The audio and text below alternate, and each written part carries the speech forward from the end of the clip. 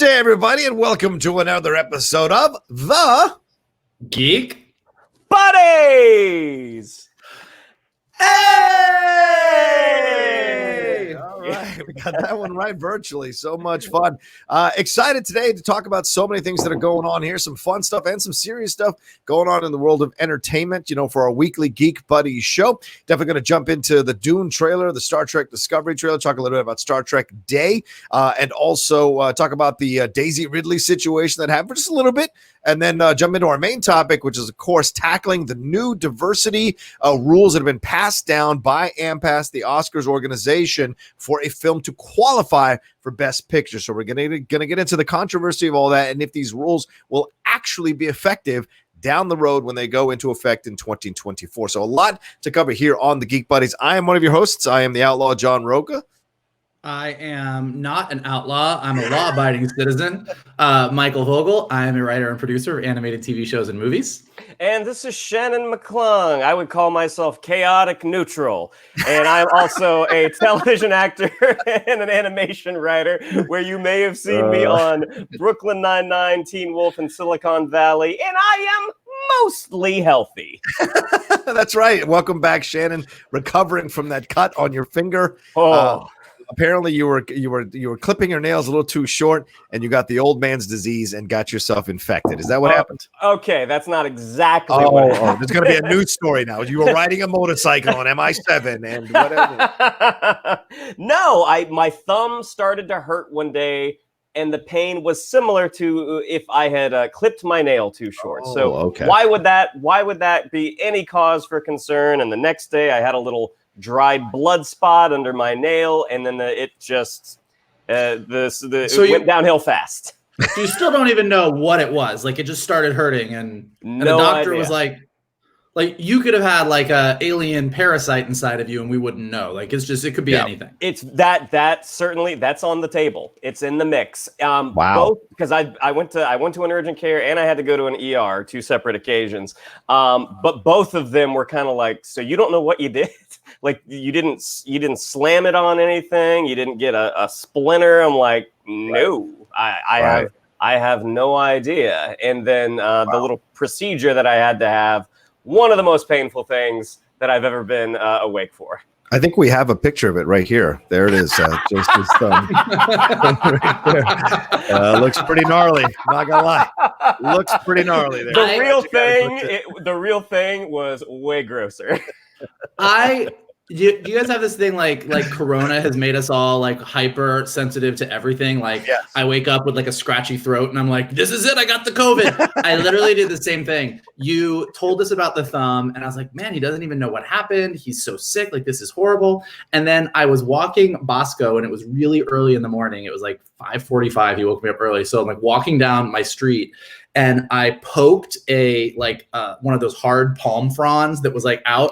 And I literally like poked my arm, and I got like the tiniest little, like it just like poked my arm, and it was like a little bit of blood. And I'm like, ow, that hurts. And then by the end of the walk, it was like just still stinging a little bit. And I was like, what if this is like what happened to Shannon? Like, what if this is the thing that takes me out? And I was convinced for like a half a day. I kept touching it. I was like, is this okay? Like, is there a bump here? I don't know. Like, I'm gonna miss Geek Buddies next week because the plant took me out. When I can say from my recent experience, when you have an injury, the best thing to do is to repeatedly touch it. That was solid thinking, Mikey. Listen, out of the three of us, I get sick the least, so I don't want to hear it. Whatever I'm doing, I'm doing right. True. I think we have a picture of Mikey's arm as well, right there. There it is. A picture of Mikey's arm. Looks, I don't know. It looks like you should have gone to the doctor for sure.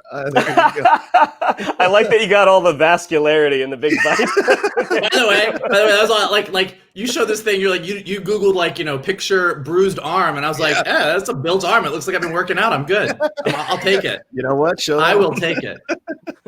Yeah, I had the same thing right when I had the food poisoning. I was nervous that it was COVID, and we went and actually got tested for it. So yeah, it's crazy what you're all afraid of it now because we're seeing how many people get infected by it. and it's scary to hear, what could happen to you, and so many people talk about what's happening afterwards. So just scary stuff. So I'm glad you're back, Shanna. You missed a great show. We had a really good time with Tim Sheridan on the show, and hopefully, Mikey, we can bring Tim back to do a full show with us, because if there's anyone who likes to take the filters off his opinions on things, it is certainly Tim Sheridan.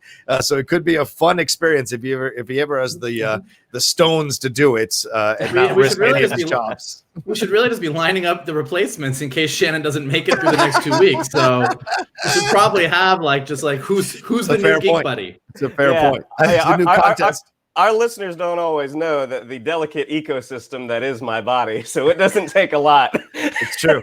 to sideline me. I mean, look at that. It doesn't take a lot. Let's take a look at that again. Wow. Pretty scary stuff. I just looked at it the wrong way and it swelled up like that. Right, man. Scary stuff. All right. Anyway, let's get into our for those of you who are new to the show, thank you so much for downloading us or watching us on YouTube, or downloading us on the podcast stream that we do. If you watch us only on YouTube, just here's a little thing. We also have a podcast feed for the Geek Buddies. Just look for the Geek Buddies wherever you download podcasts, and you can listen to us later. If you working around the house, you don't want to watch our faces, you can listen to the content of the show all over again. I know some of you listen to it more than once, so thank you so much for doing so. For those of you who are new, thanks for taking a chance on us. For those of you who are coming back, this is a big thank you that you are with us for so long, and enduring all the changes that we go through, all the fun stuff we talk about, and all the ball busting we do about ourselves. And certainly today is already starting out to be no different. So great stuff. If for those of you new, let me explain the show.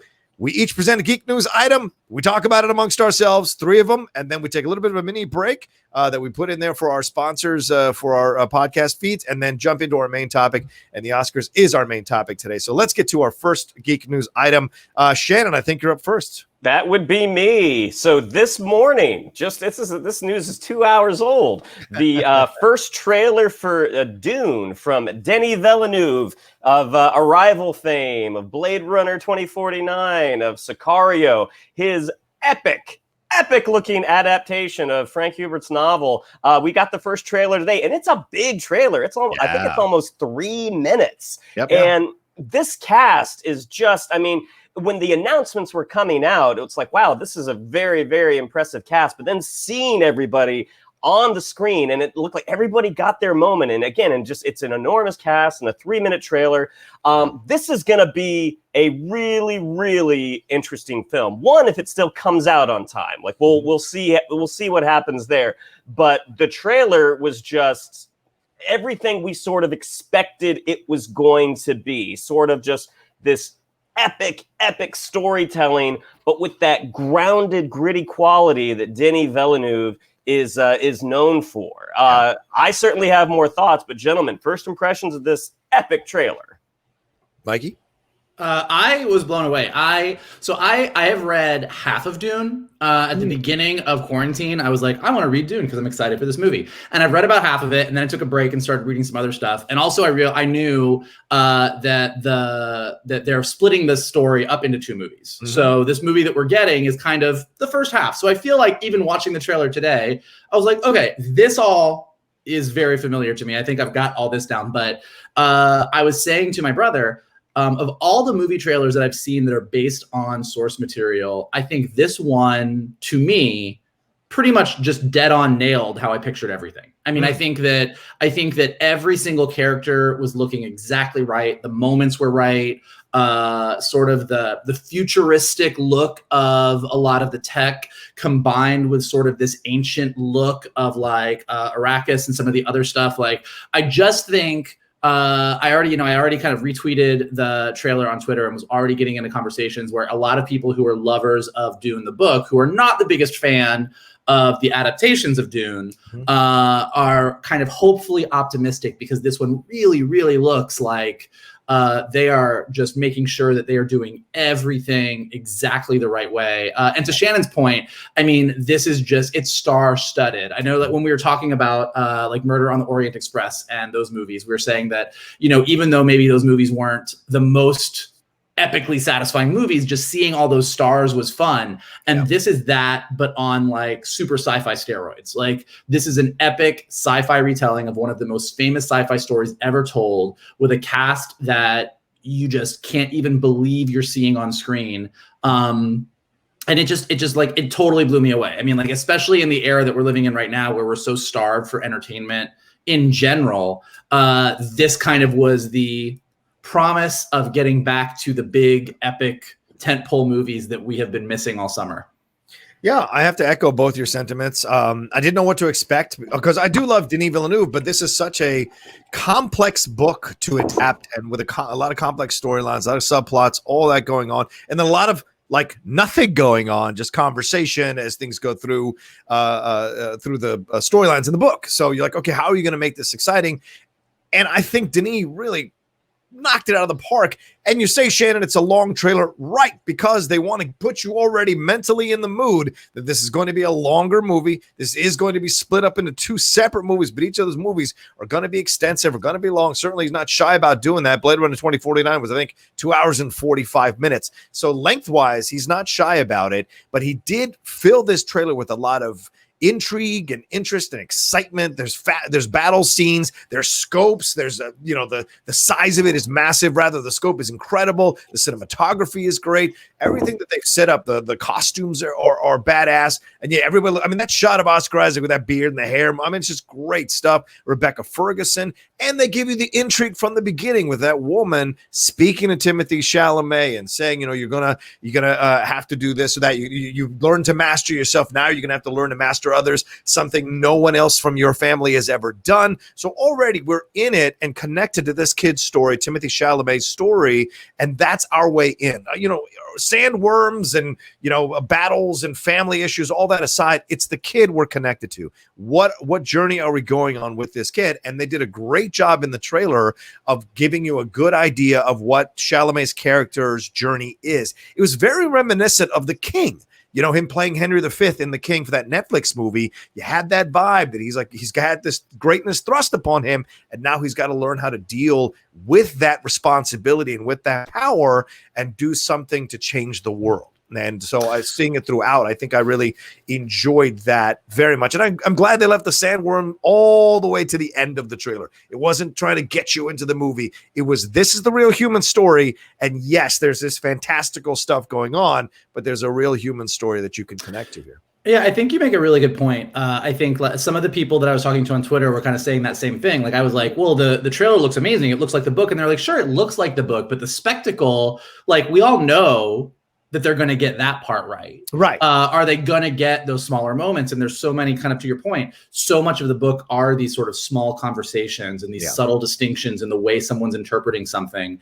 And I think that the way that they set up the trailer gave me hope. And the fact that Villeneuve, if you look at take any of them, take Sicario, take Blade Runner, take Arrival, he really is great at those smaller moments as well in each of those movies. So I do kind of feel like he's the right director for this story. But I think that your point is that the trailer does a really good job of, there's a huge world, and it definitely shows you the depth and the width of the world that we're going to be diving into, but it keeps you very, very grounded in an emotional story. And I think that that's the key to Dune. Like if you can keep that throughout the movie or throughout both movies, that we are focused on the human story, focused on what we're emotionally engaging with everything else surrounding it, I think you'll be good. And if you just focus on the spectacle and how crazy and ridiculous and wacky and big the world is, you're going to end up with a Dune that is like the one in the 80s, which has the people that love it and the people that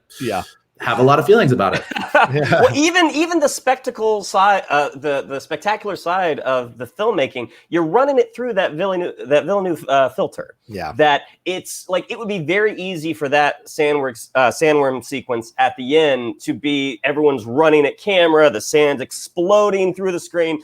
It's not that. I mean, when I was looking at that, I'm like, God, this reminds me of footage of like a big wave rider. Like, you see those guys surfing, like it's big, but it's still very, very intimate. And this by far is the biggest movie that I think Villeneuve has ever done. So it's going to be really, really interesting to see how his sensibilities kind of cross-pollinate with that big action Hollywood special effects filmmaking. Yeah, you make an excellent point here, Shannon, about that at the end there, because I mean, throughout the trailer, we're seeing this kid navigate, or this young man rather, navigate the stages of his increasing power and responsibility and growth. And the people, we see Jason Momoa go on one knee, bend the knee towards the kid and put his hand on, also very similar, very Henry V moment. But that end sequence with the sandworm could have, if it's Michael Bay, it's like, and everything's flying around and some, scantily clad woman is running or something. Like, and that's the Michael Bay approach. But the Villeneuve approach, because it's a more human approach, a more vulnerable approach, he runs, but then stops to turn and look at it and embrace with his eyes the enormity of it, and not with fear. A more like a willingness to confront it. And it could be symbolic, because that sandworm could be his own fear and security about him taking on this mantle to lead these people and turn back what previous generations have done in his family and lead these people correctly on a strange planet. And so all of that can be played into it as well, which I enjoyed. Yeah, and I mean, that is literally during the part where the voiceover is saying the fear is the mind killer. So yeah, definitely right on point there. So yeah, I'm super stoked. I'm just, like I said, like I was already excited for this movie. As I've been reading Dune, I've realized just how much George Lucas cribbed from Dune as he was creating Star Wars. How dare you? In a way, Dune is just Star Wars without the Western and World War II vibes. Like, it's just like George Lucas took Dune, and then he took his love of like World War II, and then he took his love of like the Western, and he kind of like put it in a blender, shook it up, asked Joseph Campbell to taste it, and was like, "How does this taste? What should I add to it?" But yeah, like Dune has so many elements. So like it is going to be interesting to see in a post Star Wars world where Star Wars is our big mythology. A, do they really get it right? And B, if they do get it right, what do modern audiences who aren't as familiar with this story feel in a world of people who have just grown up with Jedis and a galaxy far, far away? It'll be interesting to see. And I hope the next trailer we get a little more was Zendaya, because she was just a vision or someone he's going to meet in the trailer, and a little more with Rebecca Ferguson. We see her, but she never speaks. So I'd like to see a little bit more of that. So I'll say, based on the book, like she's maybe one of the characters I'm most excited about as Lady Jessica. Cool. Like, I think that her character just fascinates me. So like, she's actually the one that I'm really stoked to find out, because she plays a major role. So I think it's going to be really cool. Yeah, cool. December 18th. As of right now. So far, December 18th. Fingers crossed. Put on the hazmat suits and head to the movie theater. Yeah. You know who's mad right now? Christopher Nolan. He's mad right now. He had the news cycle for about 2 days on Tenet, and now here comes Dune. He's upset. He's sitting at home right now, and the music in his house is just going, wah. Dune. All right, what's our second story? Our second story, speaking of space, is that we've got a brand new trailer for season 3 of Star Trek Discovery that dropped yesterday in honor of Star Trek Day. So that's really, really exciting. Happy Star Trek Day to everybody. Kind of really, really exciting. We talk so much about Star Wars on the show, and like, we're all varying lovers of Star Trek in different ways and different places. I'd say Shannon the least. Yes. And Rocha, the most original, most classic Star Trek fan, and me as more of a next generation and beyond kind of guy, but a lover of the original movies. But like, Star Trek is such an interesting thing. And what's really kind of cool about Star Trek, which leads into what's really cool to me about this Star Trek Discovery season 3 trailer, is that Gene Roddenberry sort of created this very optimistic and hopeful future in the way that he looked at the United Federation of Planets.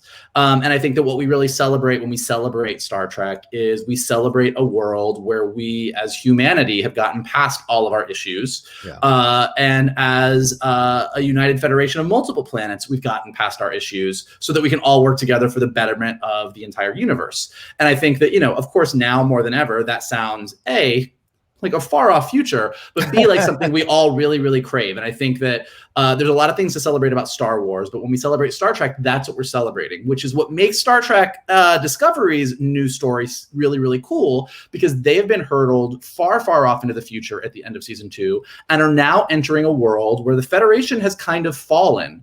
Based on this trailer, we find out that when they do get to the future, the crew of the Discovery, they find out that something called the burn happened that, as they say in the trailer, kind of sent the entire universe on a severe left turn. They also released a panel yesterday where the creative team talked a little bit about the movie, or about the new season, and they said that the Federation still exists in this far off future in some form, but it is a much lessened form than it was. So really, when you look at this trailer, what they're really doubling down on is this idea that the crew of the Discovery kind of makes it their mission to kind of bring the Federation back to its glory. And even in this panel, they said that this future version of the universe that they land on kind of feels a little bit more like our modern day today. Lots of infighting, lots of issues, and using the Federation as kind of this thing to kind of bring the universe back to some sort of semblance of peace and harmony sounds really, really cool. And of course, it being Star Trek Discovery, there's still a ton of action, a ton of excitement, a ton of new characters. One of the things that's really, really cool that they kind of announced a little bit before this panel was that they're also introducing 2 brand new characters. In addition to some of the new cast that's coming on and the returning cast, they're introducing Blue Del Barrio playing a non-binary character named Adira, and Ian Alexander playing a transgender Trill character named Gray. For any Deep Space Nine fans, they will obviously know who the Trill are. It's sort of a race of aliens that sort of combine with a symbiont that it lives inside them, that's this wormy looking thing, and can live long times. And so you get a lot of kind of interesting gender issues. So I think just as Star Trek Discovery kind of added LGBTQ characters on the ship when it premiered, they're very much doubling down on a crew and a cast that is very, very diverse, which, as I said, is in keeping with Gene Roddenberry's vision and what Star Trek Day is all about. So that was a lot of talking. What did you guys think of the trailer? Sure. Yeah, I mean, I have never watched an episode of Star Trek Discovery. I knew that we were going to be talking about it for the show today, so I went ahead and watched the trailer. Great trailer. Again, I have no idea what's going on, and the fact that the first line is, we got flung into the future, and I'm like, oh, well, no, I don't need to watch season 2. But everything about it, I think the thing that makes Star Trek really, really interesting as a viewer, and again, this comes from someone who doesn't really watch Star Trek, is the interplay with the crew and the moments that you had between Anthony Rapp and Tig Notaro. That is clearly like a light kind of, poking at each other relationship that they have. I'm like, see, this is the stuff I actually enjoy. I get a little bogged down in the science of like, oh God, okay, we're going to another planet here. But the vibe. So I just want to be clear on this. The traveling to planets in Star Trek is too much science for you, but in Star Wars, we're good. Well, in one trilogy of the Star Wars, we're good. Let's be specific. That's fair. But no, I mean, I thought the trailer was definitely enjoyable. I mean, I don't know if I will go back and watch, because are they 10-episode seasons?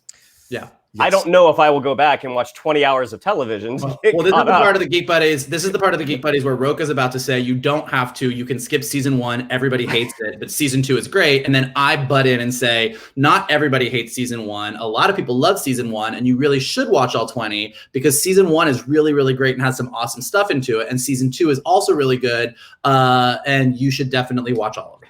Okay, then I will say this. 10 hours of TV is more likely, but still not probably going to happen. So and you shouldn't need to. I think this is why they did what they did. And I appreciate Mike enacting a scene for us. But this is something that, and he's correct, by the way. But like, this is, I think this is why they did this. I think the first season was it split, down the middle. People hated it. People loved it. It's certainly a divisive things like The Last Jedi of Star Trek. And then the second season, people felt more on board with it, felt more reminiscent of the old school Star Trek. So more people were on board with it, but still people had issues with it. Certainly some of the Star Trek heads out there who are, who base their YouTube channels on analyzing Star Trek. A lot of them felt it was too violent. It was too angry. It wasn't correct, 100% correct, that some of the characters wouldn't do the things that they're doing. It's the Spock situation. There were a lot of issues. So people still weren't 100% on board. And I think this is such a smart way for them to just go, look, we're going to send them 938 years into the future. It's 3381. The Federation is destroyed. We're going to give them a mission to bring the Federation back together. Now, that allows you to be like, well, if I didn't miss the first 2 seasons, can I jump in the third one? Yes, you can. Maybe some things will be alluded to that you'll have to do some research on, but you probably don't need to have watched the first 2 seasons. This is the way of getting everybody back on board. They even got a new logo to kind of symbolize that it's a rebirth, a new beginning of this show. So that's exciting for me too. For those of us who watched the first 2 seasons, we'll enjoy it even more. But for those who didn't, I don't think you have to. And I think it's smart of them to let people kind of jump in here and discover it and not have to go backwards. But I was seeing online in a number of places critiquing the trailer and critiquing the story within the trailer that it feels a lot like Andromeda, which is Kevin Sorbo's sci-fi series that he did, that based on Gene Roddenberry concepts, this idea of a ship that is, and crew that is sent in the future through a wormhole 357 years into the future, and their Federation, their collection is destroyed by something else. It's not called the Burn, it's called something else. And they have, called the Flame. The Flame. Yeah, no, it is not called the Flame. Something really hot is what it. No, but there's something, and they have to put the Federation back together, and it's a 4-year show of them trying to put the Federation back together. So some people are saying that that's a little bit how they're biting a little bit off the Roddenberry stuff, but I don't mind. You know what? Because it's Roddenberry and it's still within the universe. So if they want to use some elements of that story that's still based in the Roddenberry foundation, I don't have a problem with it. You can ding them for it, but I think we've got better actors for this situation than we did for that Andromeda show. No offense to Kevin Sorbo, the master thespian that he is. But that situation, to me, I'm excited to see what they're going to do now without the constraints of the Federation, without the constraints of needing to adhere to timelines and characters and mythology and what have you. They can just freely be themselves. And already you can tell Sonequa Martin Green radiates a different kind of Michael than we've seen before. She's more funny. She's more relaxed. She's more willing to let her emotions out. And I enjoyed that about the trailer very much. And of course, they give her a love interest, that gentleman named Book. And there's so much more to explore. The 2 characters coming in, Mike, as you stated. So that I think we'll get more of the character moments and then some of the science. And that'll be the perfect combo to get people back on board, so to speak, for lack of a better term, onto Star Trek Discovery. So I'm looking forward to it. It looks great. Yeah, I think to your point, I do think this is probably a really great jumping on point. The other thing that I think they're doing, and I only bring this up because I know we're about to talk about Star Wars and what Daisy Ridley said, and I think that this is apropos. When Discovery came out, they did, whether they realized it or not, kind of caused some problems for themselves from the bigger canon standpoint. Yes. As you said, a lot of Star Trek fans who love to analyze Star Trek were quick to point out, having a ship that was able to do everything that the Discovery could do that predated the Enterprise was highly problematic. Yeah. Having a ship that had hologram technology instead of just talking to somebody on the screen, like everything that they did that kind of made a very futuristic, cool looking show was very different. Even some of the crew members appeared in season 1 as if they contradicted certain things that we know about artificial life and other things. And starting with season 2, they clearly went down a road to try and retcon some of the stuff that people were upset about. Right. But I think what they did very wisely, and I think to your point is, they, by the end of season 2, said, here's how we're going to solve this. Here's why you've never heard about this ship. Right. Boom. It is gone. And they make a point of saying at the end of season 2 that everything about the Discovery is highly classified and nobody can talk about it. Yeah. So what they've done in effect is they had some issues. And I'm going to say this the way I'm going to say this because we're going to revisit it in just a second with another galaxy far, far away. They had some issues in the way they set everything up. Yeah. And rather than just flail around and come up with 18 different answers in 18 different seasons, they chose a new direction, moved towards that direction, and have now landed in a spot where they have gotten out of the mess that they created pretty eloquently, I think. I hope. We'll see. But everything you said, it does allow them, exactly the way you said it, to now have a certain sense of freedom where they don't have to work within the boundaries of, are we allowed to do this? Because they are now kind of on a wide open canvas creatively. My concern will come with, and it's funny you bring up the ship, Mike. The ship was advanced when it was appearing in season 1 and season 2. Now it's 931 years in the future. Is that ship now archaic compared to what technology they may or may not have in the future? So that'll be curious to see if the ship is somehow something they haven't seen in a long time, or like the Millennium Falcon, like all of a sudden this bucket of bolts can still work all the way this far into the future. So will it be that kind of ship that's legend or whatever? Or has technology taken a severe downturn? Because of everything it could be either way. So I do think the way that they interact with both the crew and the technology on the Discovery will hopefully be a big part of it, because that's a great part of any sort of time travel story. So we'll see, but definitely super excited. Premieres October 15th on CBS All Access. Right. If you don't live in the States, I'm not sure what the premiere date is, but it will premiere on Netflix, I believe, internationally. So stay tuned. I'm sure we'll talk about it more. Shannon will maybe watch some episodes, maybe not. Maybe we'll do what we did with Picard, where you can just dive in on season 3 and we'll see how you like it. As Rocha and I respond with the expertise. Yes. That seems fair. I think that seems fair. All right. Well, let's move on to our last story. We'll make this one quick. It's been burning up the internet this morning, but of course, people are kind of tired of the story, but we should cover it. And Daisy Ridley was on with Josh Gad as he co-hosted or guest hosted for Jimmy Kimmel Live last night as we're recording this, and revealed that at first her character was going to be a descendant of Obi-Wan Kenobi. This is her quote at the beginning. There was toying with an Obi-Wan connection. There were different versions. Then it really went to, it was no one. And then it came to episode 9, and JJ pitched me the film and was like, oh yeah, Palpatine's granddaddy. Then 2 weeks later, he was like, oh, we're not sure. So it kept changing. So then even as we were filming, I wasn't sure what the answer was going to be. Now, once again, this completely split the fandom all over again. There were people who are defending it, saying, hey, George Lucas made sure no one knew that Vader was his dad, Skywalker's dad, until they shot that scene. Other people saying, see, this validates they never had a plan. They didn't figure it out. They just winged it as they went along. All of that kind of led to explosion and it's a 45-second clip, but it caused such a furor in the Star Wars universe. But, by the same token, I think this finally 100% finishes this issue off. There wasn't a plan. They didn't 100% figure things out before they started this. They were willing to make a bunch of changes, even on the fly, even as they were shooting. And then by the end, this is what we got.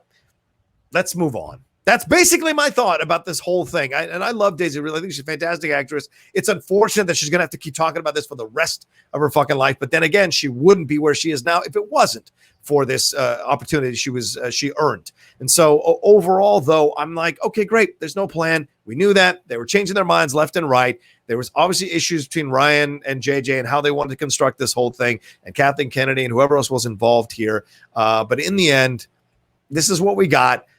Nothing's going to change it. Let's all just move on, realize what it was, and let's look forward to what else we got coming down the pike from Star Wars. What do you two gentlemen think about what she had to say and the reaction to it? I mean, I think you summed it up pretty perfectly, Johnny, that like it happened. Like this has happened. There's no amount of discussion after the fact that it is going to change what we got. I mean, yeah.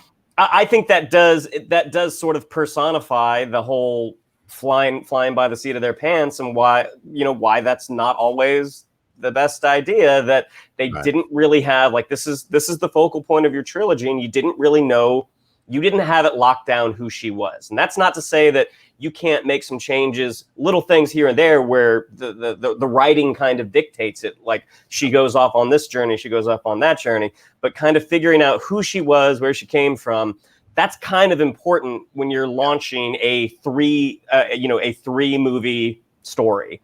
Yeah. So, but yeah, I mean, I agree. Like, there's no point in chatting about this now. Like, I mean, I think no one's going to ask Kathleen Kennedy this, but it's like, do you think she looks back and realizes she made a mistake? Yeah. The proof is in the pudding. Like, it didn't turn out well. And they have, you know, the ramifications that are going to follow that. But at the end of the day, the movies, even though Rise of Skywalker didn't make as much money as the previous movies, it still made a ton of money. They're still going to make Star Wars. I think going forward, they're just going to be a little more careful. Yeah, Mike.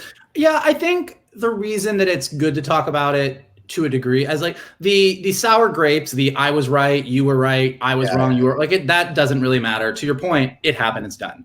I think more as just like an interesting learning process. Like, to my cautionary. You're right. Going in and knowing the direction you're going to is obviously preferable. So whether it is, you know, adapting something like Lord of the Rings or Dune and knowing that you're going to, like, you've got a roadmap, or something like Nolan's Batman trilogy or something, where, like, you know, like there's movies where you clearly have a plan and you sort of follow that plan as much as you can.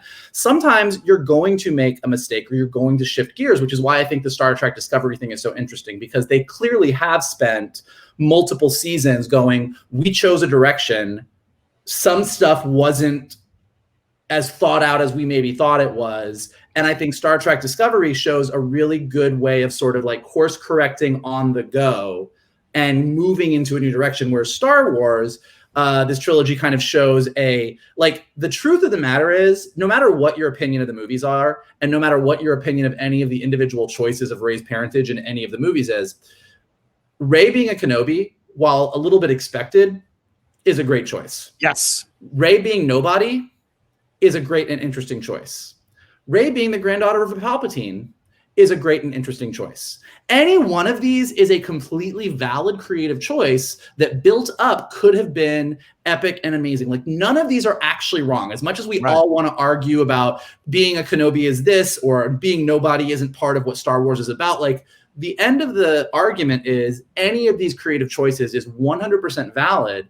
And when a bunch of creative people, when the Kathleen Kennedys and the JJs and the Ryans and the whoever gets in a room in Hollywood and it's at the beginning of this process, it works pretty much the way it works when a bunch of geeks get in a room and talk about what they would like to see in Star Wars or Star Trek. Mm-hmm. You throw a bunch of stuff against the wall, you argue about it, you say you can't do this because in this episode of this, we said this, well, you could do this, so that would be interesting. No, the fans are going to know that. Like, all of the discussions that we have are the exact same discussions that happen in those rooms, and you come out with a choice. And as we've said over and over and over again, they chose something, or in JJ's case, kind of chose not to choose, which I think is where the entire problem began. Yeah.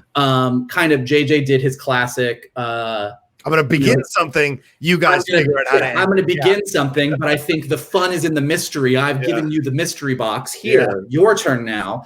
And Rian Johnson, for better or for worse, did exactly what he was directed to do, which is like, cool, I like this mystery box. Here's what I think the surprise is. Surprise. And then JJ was like, I do not like that. I'm taking my mystery box back and I'm going to replace it with this. And that's where the problem came in. But so I think it's interesting, John, to your point, yes, this pretty much confirms with what we all can clearly tell anyways, that there wasn't really a plan. And I also think, to Shannon's point, yeah, they all know they've fucked up. Every fucking geek site in the world, if they didn't know, has reported over and over again, including us, that they fucked up and they should have a plan. So I think that will happen moving forward. And in a bit of fun Star Wars news, Entertainment Weekly just released a ton of photos for Mandalorian Season 2 as part of their big fall TV preview. And so, you know, as much as we can all argue and be sad and bemoan the choices and the roads not taken in this last Star Wars trilogy, Baby Yoda's back, and he's going to sip some tea and tell us that it's all going to be fine. Yeah. We'll see. As long as Gina Carano stops talking about people not wearing masks. This whole situation as a 1, 2, 3 is how it works, right? It started with Oscar Isaac saying what he said about not wanting to come back and doing other things besides big franchise movies and the loss of control there.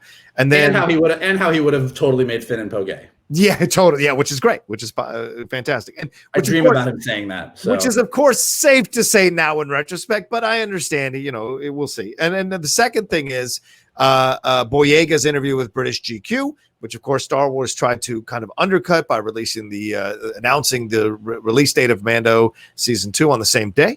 And then this situation. So it was Oscar Isaac to John Boyega to Daisy Ridley, closing the loop. The three main characters now coming out on their own, the three main actors coming out on their own, speaking one right after the other, and then closing this box and helping us move on. And I think that's how it should be. And those are the main people involved in it. They're out of their contract, so they're free to speak their mind, and they've told you the actual truth of what happened.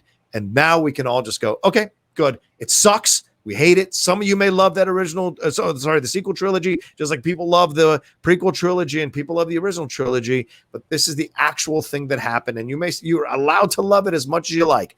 But this is what actually happened. As long as you accept that there wasn't a plan, they were winging it, and there were issues. And don't give me this Rian Johnson versus J.J. Abrams bullshit. Both of those directors fucked this thing up, okay? Both of them. And they don't get a pass. Yo Mama jokes don't get a pass as much as J.J. Abrams winging it or not being able to finish it or land the plane at the end it doesn't get a pass. Neither one of these directors get a full pass in this situation. So I don't want to see people pitting JJ against Ryan. They're all in the same boat. It's done. Let's move on. I know that we're moving on. I would just say, we're moving on. I would actually say that I don't think that either J.J. Abrams or Rian Johnson is really fully to blame. Rather than say neither of them gets a pass, say what you want about your mama jokes or the tonal things that you don't like that Rian Johnson did. And obviously say what you want about Rise of Skywalker, because there's a ton that we've all said about it. But J.J. Abrams came in, and aside from maybe not deciding everything that needed to be decided, it was a great gave us a movie that felt a lot like Star Wars. It had the problems that J.J. kind of has in general, which is clearly didn't really know where he was going, and it felt a lot kind of like Super 8 did. It felt like an homage to Star Wars more than an original Star Wars. Yeah. Rian Johnson came in, gave us something that was wholly new and different, did some things tonally that rubbed people the wrong way, but gave us a really big, huge, awesome, amazing Star Wars movie with amazing Star Wars moments. And Rise of Skywalker, in your opinion, yes, go ahead. I'm saying that both directors gave great Star Wars moments. That you can shake your head, but like you can say that each one of these movies, including Rise of Skywalker, has amazing Star Wars moments in didn't I just say you're allowed to love the trilogy if you want? My only point is that but then you said these directors against each other. I agree that we shouldn't pit them direct. I agree with that, but then you were like, neither one of them gets a pass. And so I'm just saying, neither one gets a pass. But I think that even J.J. Abrams with Rise of Skywalker kind of came in at the last minute and had everyone at Disney and Lucasfilm kind of like dogpiling on him and said, we want you to make this movie and end the trilogy. But by the way, here's absolutely everything you can and can't do because we're really concerned about these 95 things. And even Boyega in the GQ article was like, don't come at J.J. Like he did his best. He wasn't supposed to come in here. So what I'm saying is not only should we not pit J.J. and Ryan against each other because it's stupid and I just think it's silly, even though I have major issues with this trilogy and it's definitely not my favorite thing about Star Wars, I think JJ and Ryan both did the best they could under impossible circumstances. Okay. You're entitled to your opinion. All right. So let's take it and let us know what you think about these three geek news items down below and leave a comment for us as you do, because leaving comments and hitting the like button on this video kind of elevates the visibility of this show and this channel on the YouTube algorithm. So thank you so much to everybody who's enjoyed the first half of the show. We're going to take a little bit of a break here and jump into the second half and talk about this big news item here with the Oscars and diversity. We'll be right back after this. There, he's back. He can do this.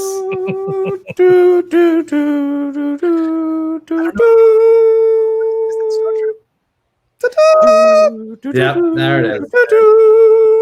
I found it. There it is. Anyway, all right. So this broke this morning. I was up at 4:30 this morning and reading all about this, then passed back out again because I have terrible nightmares sometimes. But this kind of broke.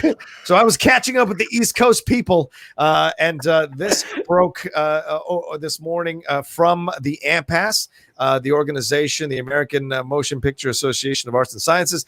They released a new inclusivity and diversity initiative, a set of rules for films to qualify for Best Picture starting in 2024. A film must meet at least 2 standards across 4 categories: on-screen representation, themes and narratives, creative leadership and project team, industry access and opportunities, and audience development. Within each of these categories, a variety of criteria involving the inclusion of people in underrepresented groups, including women, people of color, LGBTQ plus people, and those with cognitive or physical disabilities. None of the Oscar categories have to meet this criteria. Only the Best Picture category does. And it used to be that you would just have to have a film that was over 40 minutes and it was screened for a certain amount of time in a certain location or a certain city.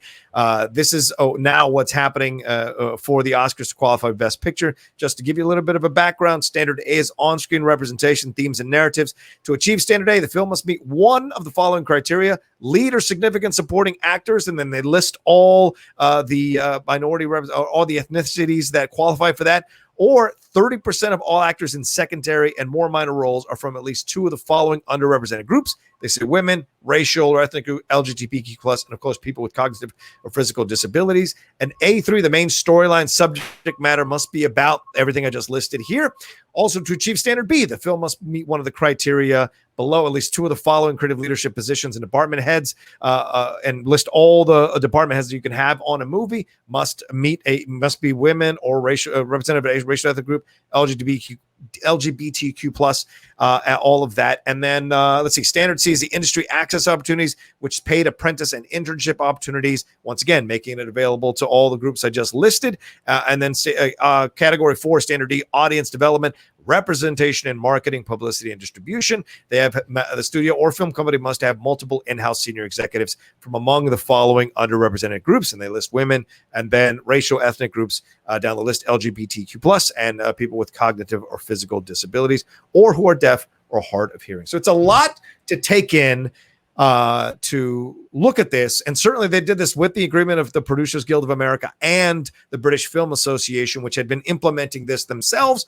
already. So all in conjunction. And the next, not this year, but the next 2 years, they're going to have films who submit for Best Picture submit, if they hit these categories, in a confidential memo or email to the Academy to kind of get them in the rhythm and understanding what they have to do to qualify for these things. So, gentlemen, I go to you. What do you think about this decision from the AMPAS? Do you think they'll adhere to it? And do you see problems down the road? Well, I mean, I think it was surprising. Certainly, this is the first time that they're actually saying that they're not just talking about your film; they're talking about how you make your film. Mm-hmm. And the fact that, you know, it doesn't fully go in until 2024, correct? Like it starts ramping up in 2022. Yeah, yeah. I mean, looking at the standards that they're setting forth, it doesn't seem like it should be that hard. Like it's crazy that people have to be told to do this. That it has to be made a rule for your film to qualify. Because just looking at, I mean, some of the key, like the head crew, like, you know, they put costume designer up, they put casting up. Like there are some roles or there's some assignments on a film that are generally, like, most casting directors are women. Like that's a fact. Most costume designers are women. You don't think most costume designers are women? I don't think that's actually true, but I think that's I can take a look. Okay.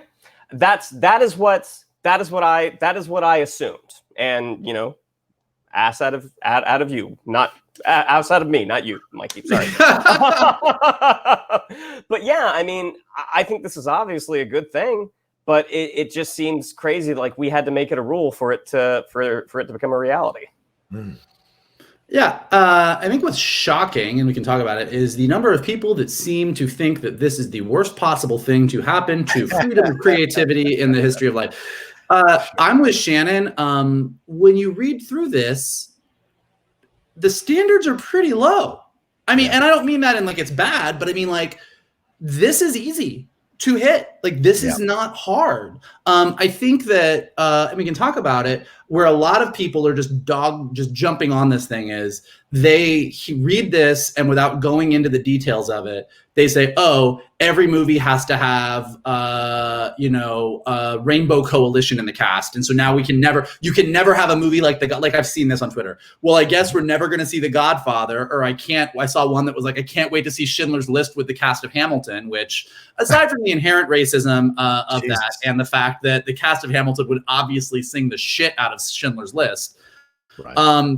Like it's just dumb because as someone else then responded in Twitter, all of those movies would easily fulfill these categories if they just have a crew or studio heads or the people doing marketing and PR, or hire a bunch of interns and trainees people and pay them to learn the art of filmmaking. Like this is not a hard thing to do. And the fact that people are so angry about this right now and are so incensed about it kind of just underscores the fact that like, we're all fucking racist. Like this country just has this inherent issue that anytime anybody goes, it might be a good idea to get women or people of color or indigenous people or people who are differently abled, into this system so that we can have a lot of different stories told, people flip the fuck out and say that we're trying to ruin art. I'm like, okay, everybody take a breath. Like it's a little much.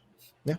To follow up what Shannon said here, according to the Costume Designer Guild, they are 83% female. So it is a very predominantly female guild. And it is one of the rarest guilds. It's the rare guild that is predominantly female. That should say volumes too, as well, to people. And that's according to Variety, their article on it breaking down. So this situation, I mean, I agree with both of you. It shouldn't be this difficult.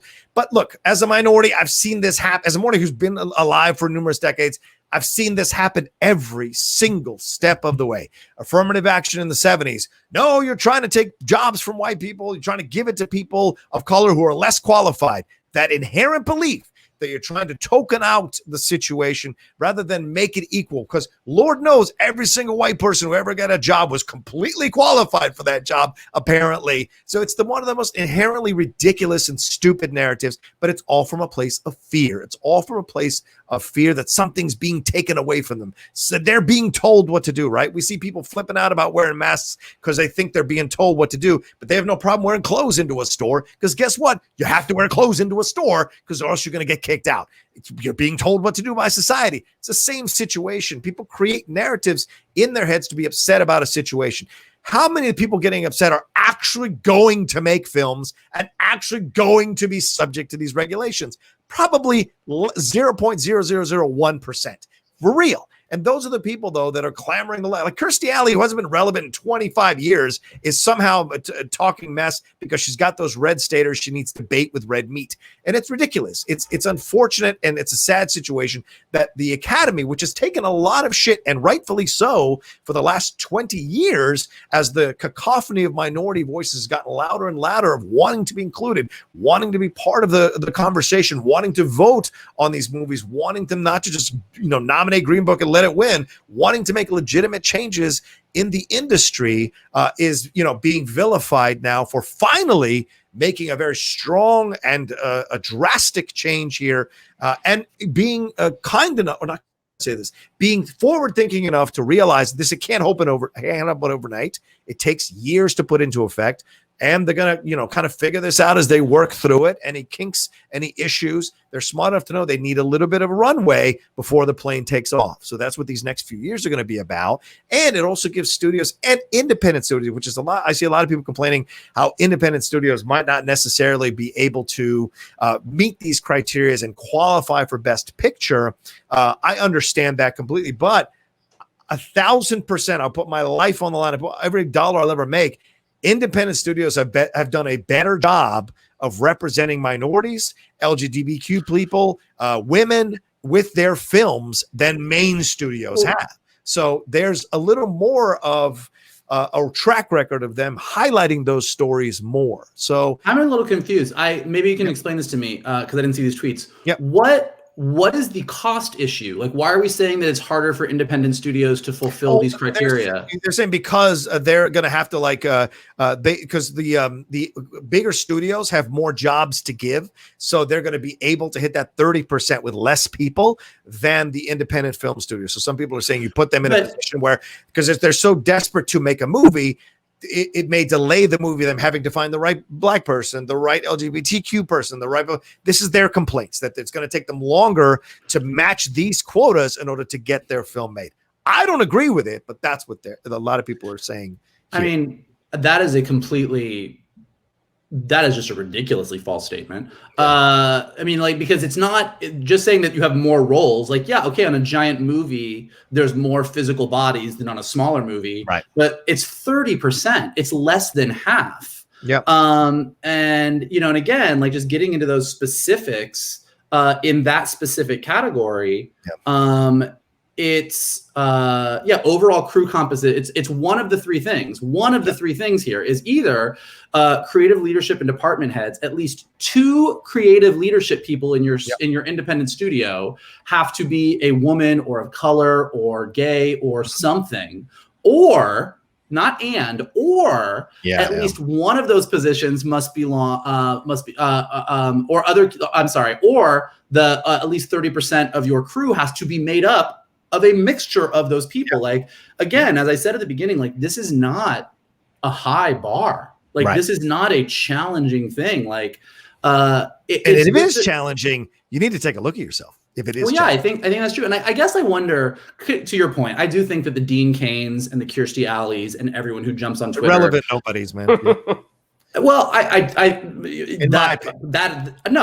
aside, I don't disagree with that. But like, that aside, I think that they have found a niche for themselves in social media. Like, this is what they do. Like, any kind of divisive right versus left, liberal versus conservative issue, they're going to jump on the conservative thing, and that's where they're getting their followers and their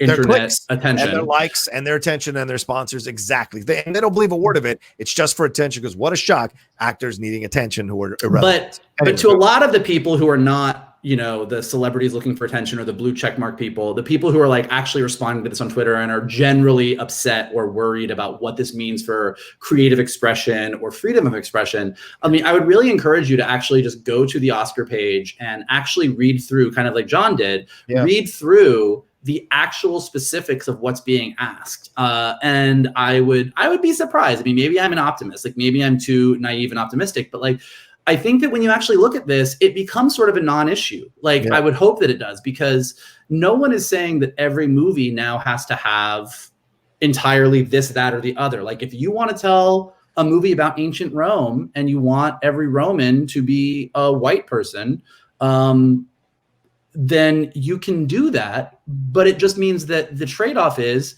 you're going to have to do some other things, like go hire a bunch of people who are underrepresented and make them paid interns on your set and teach them how to make movies so that they can go make movies about their stories. Like, or elevate the department heads. Or if you are a studio, look around and find these super talented, interesting, amazing, fascinating people who are not getting the shot right now, and elevate them to the executive level and let them do this. And like, what ultimately ends up happening, like the goal of all of this in the far off, like, let's keep moving this down the road, is that you fill the industry at all levels with the people in front of camera, the people behind camera, the people at studios, the people in every aspect of this.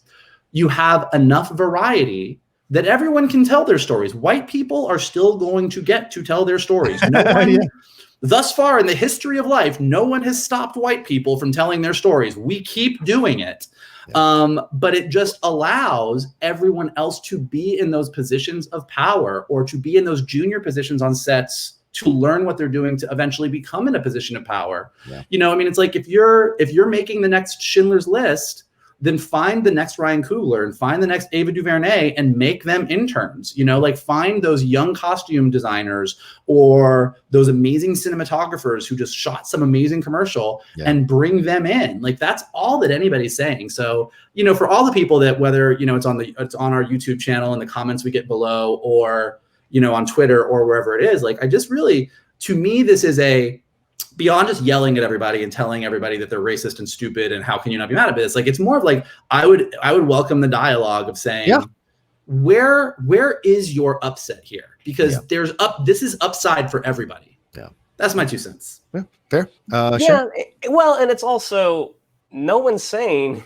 you can't go make a movie the way you want to make it. If you can self-finance something, if you can pay for everything yourself, no one is saying you can't do it exactly the way you want to do it. Right. But if you want to qualify for this award, then there are some things there are some things that you have to do to make it eligible for that. And the whole, I mean, I haven't read what Dean Cain or Kirstie Alley said, but I mean, I really don't think the Lifetime movie that they were going to do is going to qualify for Best Picture.